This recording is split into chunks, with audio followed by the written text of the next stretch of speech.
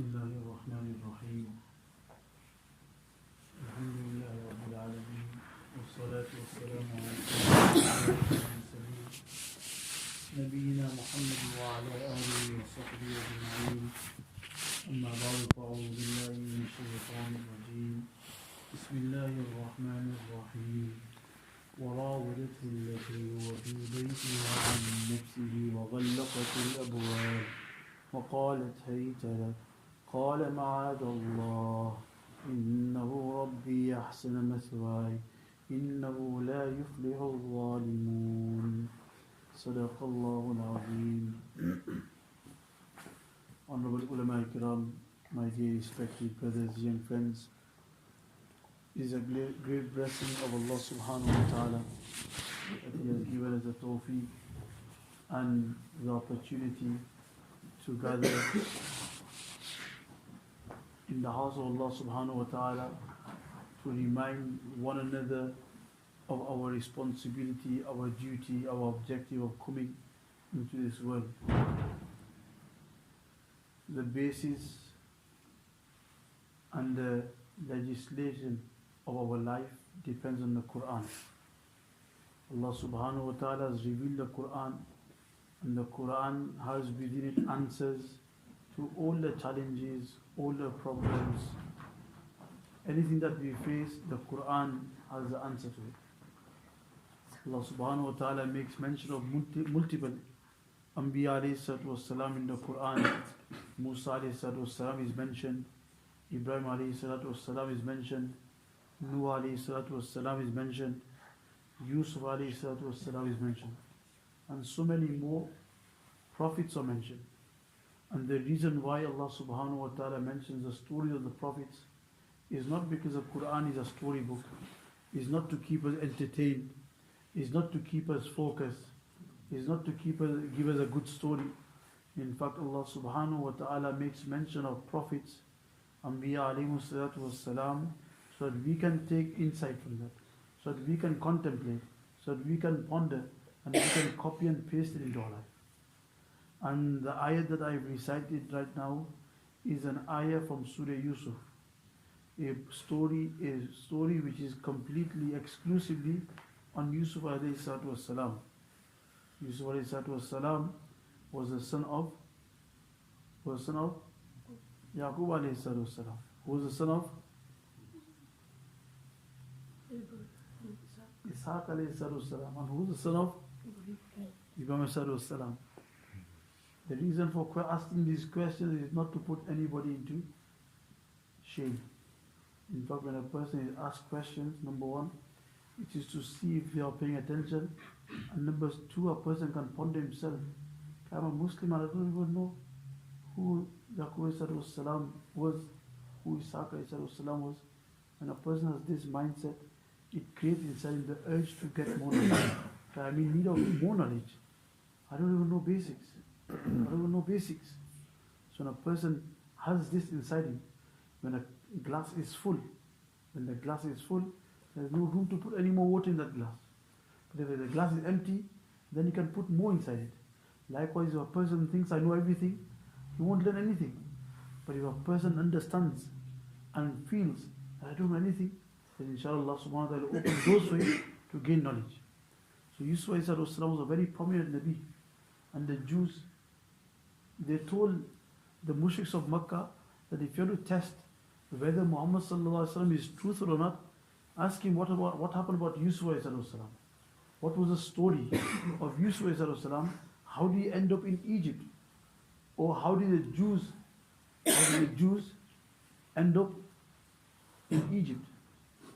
So Allah subhanahu wa ta'ala relayed the whole story from beginning till end. Yusuf alayhi salam story is the only story in the Quran where Allah subhanahu wa ta'ala has brought it from beginning till end. From Yusuf alayhi salam's beginning till its end, wherein he has fulfilled with so many lessons. So anyway, the focus of today's talk is one ayat, and the ayat is وَرَاوَدَتْهُ الَّتِي هُوَ فِي بَيْتِ عَنْ نَفْسِهِ. That وَرَاوَدَتْهُ الَّتِي, the lady whose house Yusuf was residing in, Zuleika. Warawadat means she tried to seduce him. The woman that Yusuf was living in, She tried to seduce him. She tried to entice him. She tried to get him into some wrong acts. وَغَلَّقَتِ الْأَبْوَابَ. What did she do? She closed all the doors. She locked all the doors. And she said, وَقَالَتْ هَيْتَ لَكَ. Come to me, fulfill my desires. So straight away, what do Yusuf say?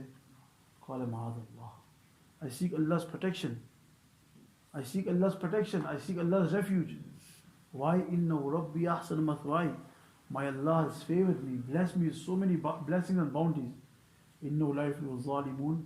If after all these blessings and bounties, if somebody sins, then he is definitely unjust. An unjust person will never be successful. So anyway, to understand the complexity of Yusuf Salam's challenge. Why are we here today? Because as youth we face many challenges.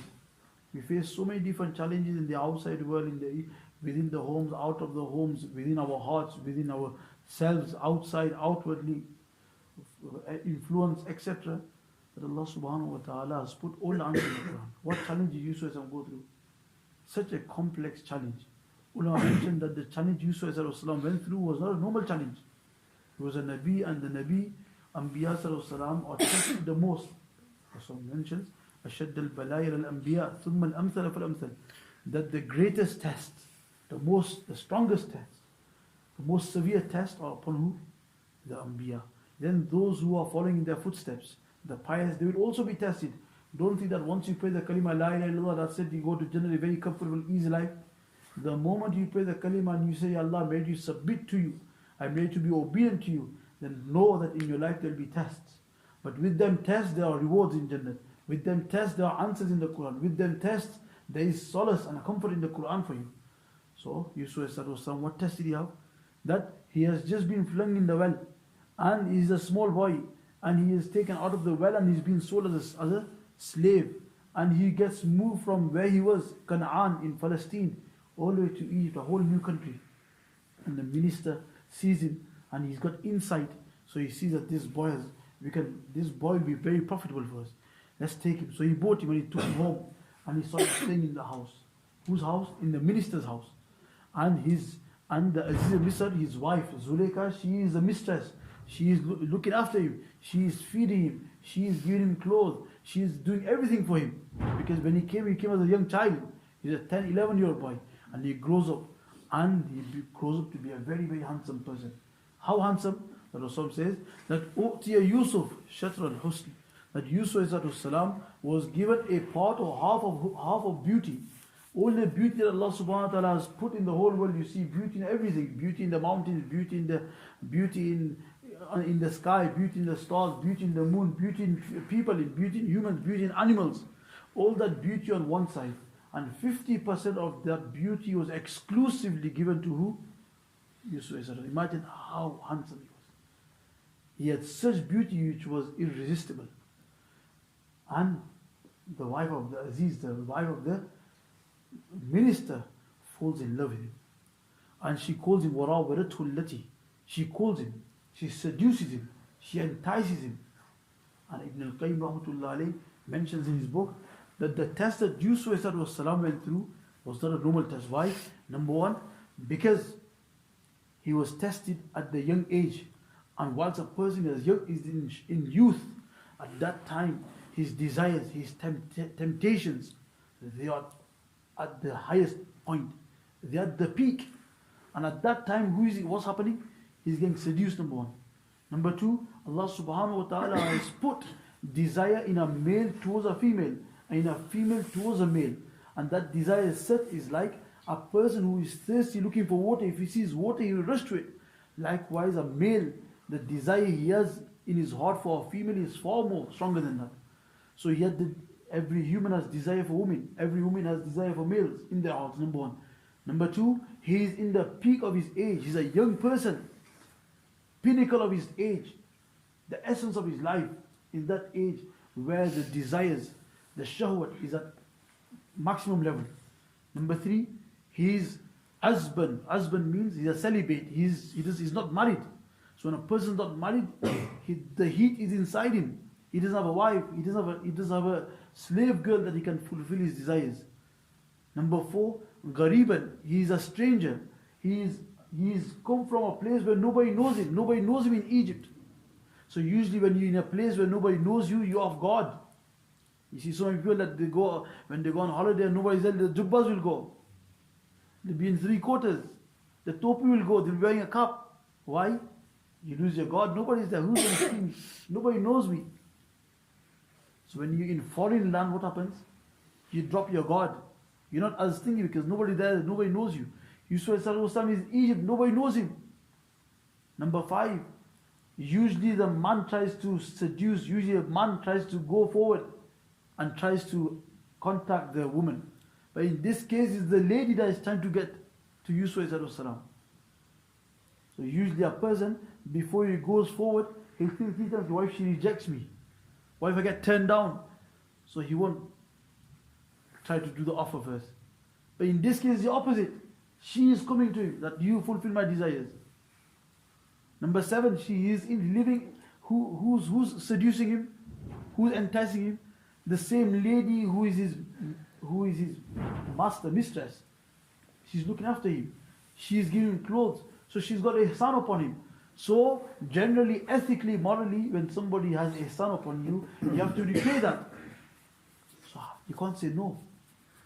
Number 8, Ibn al-Qayyim mentions that number 8, that she had alayhi sultanahu, she was in charge of him, and if he disobeys her command, then she can do anything. She's a minister's wife.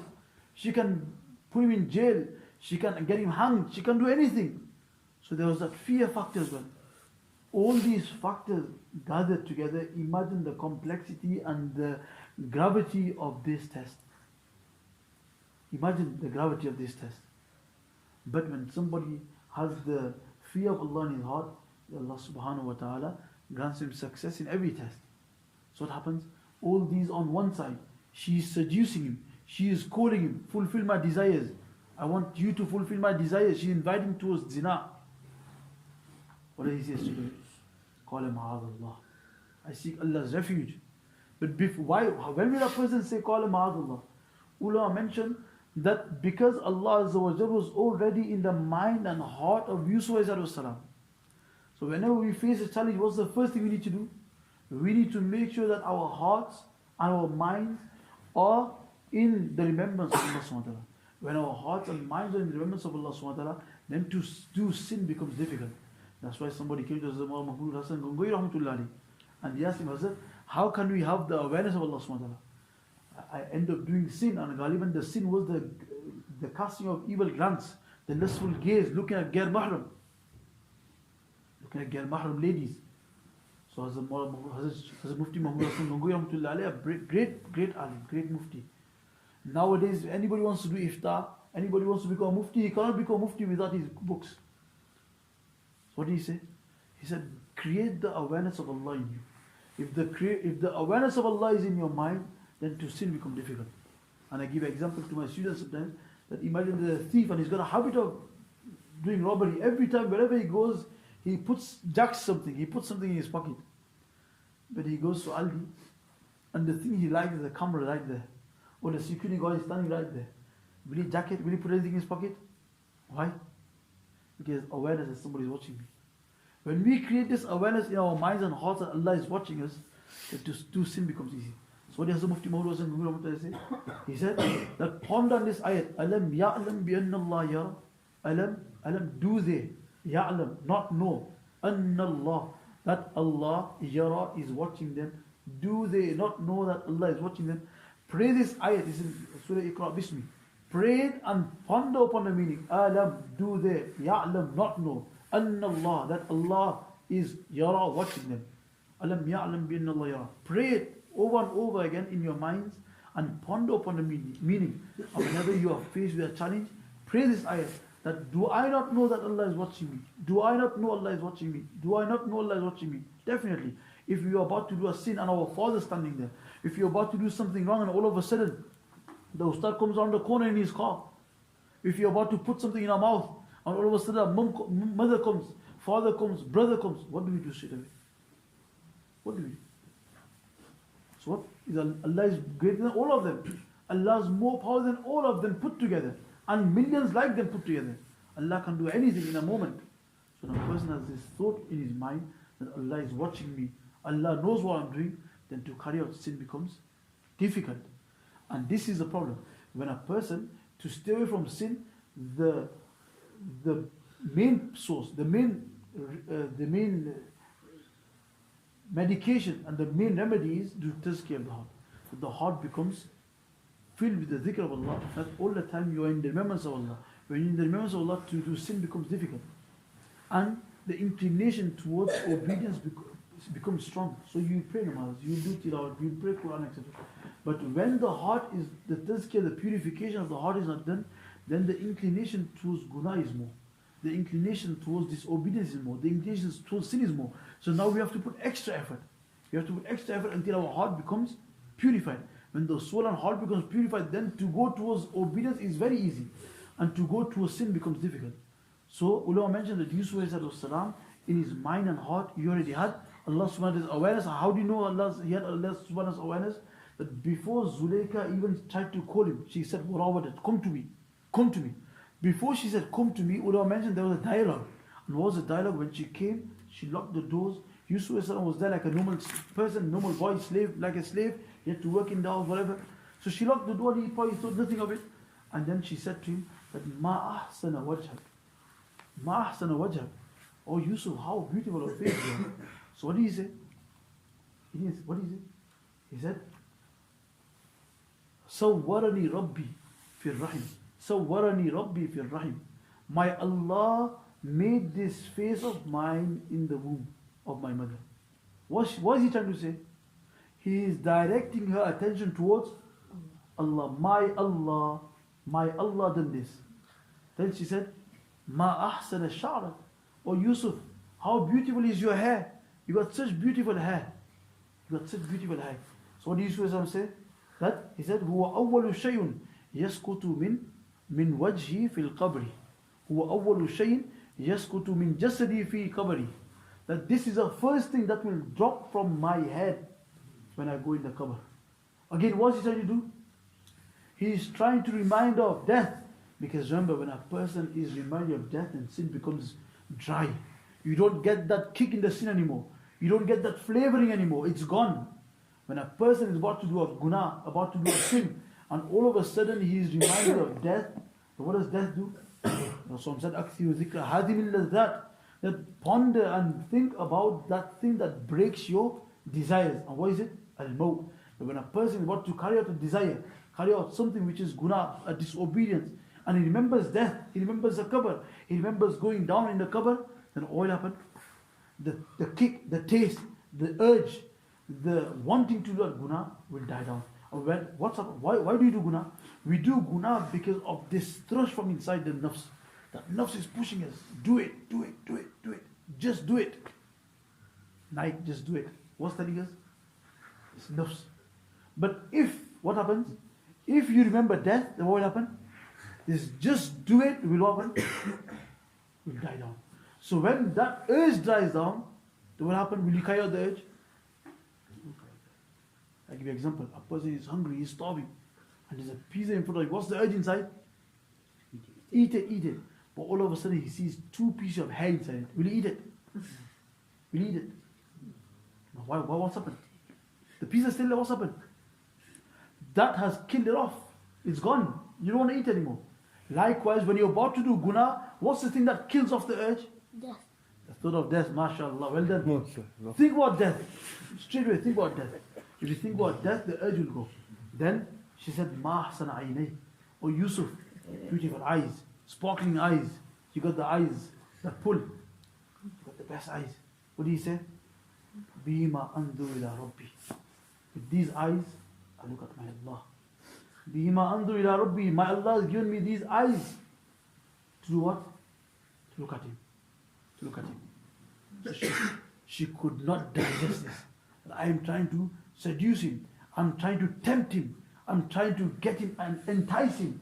I'm trying to get him in my shackles. But every time I talk about something, he's talking about Allah. He's talking about his Lord. He's talking about death. So then all of a sudden she came into a rage and said, Irfa basarak. Raise your eyes. Look at me. Irfa basari. What did he say? Akhshal amya fi akhi umri. If I look at you, I fear that I will become blind in my later age. If I look at you, I fear that I will become blind in my old age. That's why some say that, but Nazri could lead to eye weakness. And a person has a habit of casting evil glances, keeps looking at women with lust inside his heart, then later on, as he grows, it will affect his eyesight. And in terms of his intellect, it will definitely affect him. Those who have a habit of looking at women, etc., pornography, wrong things, etc., their intellect will go. And that's why Ibn Qayyim mentions that if you have two people side by side, and one person has a habit of doing sin, and the other doesn't have a habit of doing sin, then intellectually, the person that does not do sin will give a better opinion, will give better responses than that person who does sin. Because sin has a direct effect on your akal, has a direct effect on your intellect. So when she saw this, when this whole dialogue happened, and the last thing she said was, raise your face and look towards me. And he said, I fear blindness. At that time she became in a rage and she said, Haytalak, come to me, Haytalak, come to me. That's the rage. So straight away Yusuf realized that look, he's always thinking of Allah. So what's the first thing we should do? Whenever there's a tempt, whenever there's an urge to do guna, first of all think of Allah. What's the second thing? What did he say? Qala ma'adullah. Straight away he said, I seek Allah's refuge. Ya Allah, he's a Nabi, but what did he say? I seek Allah's refuge. Ya Allah, I am personally not strong enough. I cannot counter-attack this fitna. Ya Allah, you help me. So straight away, whenever we see a challenge before us that we think might take us down, then think of Allah. And number two, Qala ma'adullah. Ya Allah, give me protection. Allah, I am seeking your protection. Qala ma'adullah. Innahu Rabbi ahsana mathwaya. What's the next thing he said? He said, my Rabb, Innahu Rabbi, he is my Lord who has bestowed me so much blessing. So you're the urge, you're the pinnacle of doing a guna. Think of Allah, seek Allah's refuge. And number three, think of the favors. Okay, Allah has given me eyes, Allah has given me lips, Allah has given me hands. If I use it in the wrong place, then it's possible my Allah will take these ni'mats away from me. When a person thinks like this, inshallah, the urge to do guna will go down. And then what's the next thing you should do? What do? وَاسْتَبَقَ الْبَابِ. He ran to the door. وَغَلَّقَتِ الْأَبْوَابِ. She locked the doors. And the next ayat is, what's the next ayat? He ran to the doors. وَاسْتَبَقَ الْبَابِ. He ran to one door. The first thing he said she locked doors and he ran to one door. He said it was such a big room, he had 7 doors inside. He had 7 doors. And some say it was 7 doors, one after the other. As the Masjid says that there was 7 doors in that room. That's how big the room was. And sometimes we went to a customer's house a long time ago, and in his room, if I remember, there's about 4 or 5 doors. One door to go to a walk-in wardrobe for him, one door walk-in wardrobe for his wife, one door to the ensuite, one door to go to a balcony, one door to go back into a passage. 5 doors in one. There were 7 doors. She locked 7 doors. What did Yusuf do next? He ran to a door. He knew they locked. What did he do? He did what was in his capability. What he could do, he done. What happens after is up to Allah. So what do? He ran to Allah. Likewise, when you are faced with a challenge, do whatever is in your ability. If you know it's the phone, if you know it's a certain app, if you know it's a certain girl, if you know it's a certain thing, then get rid of it. Delete it. That's in your control. That's in your control. That's in your power. Somebody, you're in a wrong relationship, you're talking to a girl. Your control, your power is to delete the number and stop talking to her. Then to take her love out of your heart, that's Allah's job. If you do this, Allah will remove the love of her from your heart.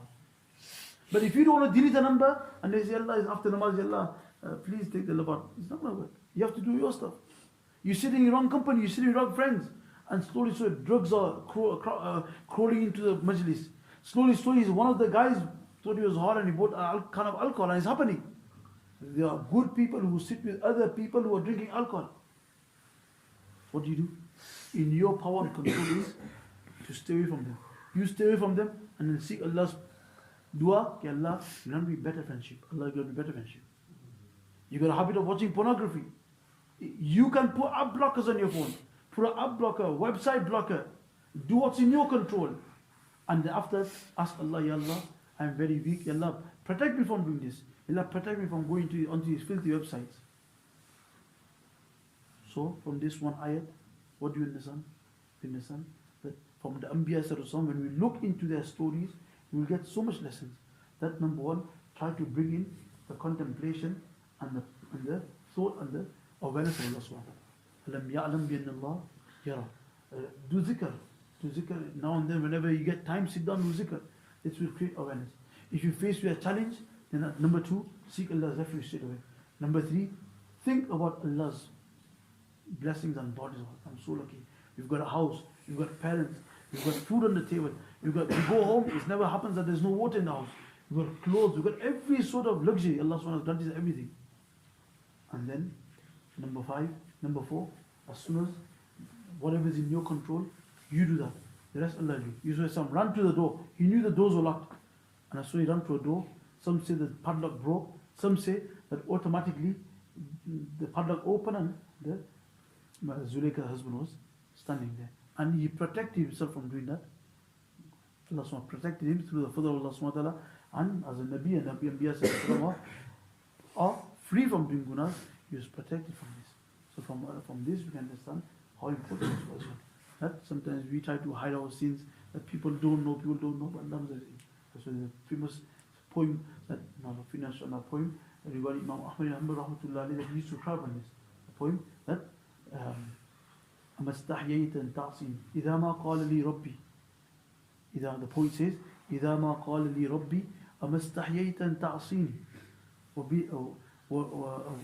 وَبِالذَّنْبِ تَأْتِينِ إِذَا مَا قَالَ رَبِّي. On the day of Qiyamah, Allah subhanahu wa ta'ala say to you, that إِذَا مَا قَالَ لِي رَبِّي, when on the day of Qiyamah, Allah subhanahu wa ta'ala say to me, أَمَا اسْتَحْيَيْتَ أَن تَعْصِينِ. Did you not have shame? Did you not have shame that you sin, you done guna? وَتَخْفِي ذَنْبًا خَلْقِي. You used to hide the sins from people. You used to hide from your father, your mother, your brother, your sister, your friends. You used to do it in the darkness of the night. You used to close the curtains and do it. أَمَا اسْتَحْيَيْتَ أَن تَعْصِينِ وَتُخْفِي ذَنْبًا خَلْقِي. You used to hide the sins from who? From makhluk. From all the people you used to hide the sins. But وَبِالْ إِسْيَانِ تَعْتِينِ. But today on the day of Qiyamah, you come with a ton of gunas to me. You didn't have shame for that. So Imam Ahmad had this poem. It's mentioned that he cried so much. He cried so much that in this poem, the poet has pulled the manzar, the sight of what will be like on the day of Qiyamah. So may Allah subhanahu wa ta'ala protect us all, grant us the strength to stay firm on deen, stay firm in the face of challenges, and stay firm on Allah subhanahu wa ta'ala. Keep frequenting the masjid. Ramadan, alhamdulillah, all of you come, mashallah, some new faces today. Keep frequenting masjid. When you come to a masjid, you always get a spiritual booster. You get a spiritual booster, and inshallah that booster will work for you. COVID happened, you have to go for a COVID injection, and to keep it up, you have to go for booster number 1, and to keep it even more, keep booster number 2. Deen, to keep our deen strong as well, you have to keep taking boosters. And where do you get the boosters? Get the booster in the masjid. The masjid is the hospital for a believer. Masjid is the hospital for a believer. When you come in the masjid, the maladies, the illnesses, the wrongs that in your heart, in your body, etc., slowly through the fadl of Allah subhanahu wa ta'ala and the words of the pious, inshallah Allah subhanahu wa ta'ala will help us and will remedy our weaknesses. Allah subhanahu wa ta'ala grant us tawfiq to stay firm, steadfast. Wa akhiru da'wana alhamdulillahi rabbil alameen. Wa sallallahu ala sayyidina Muhammad wa ala alihi wa sahbihi ajma'in.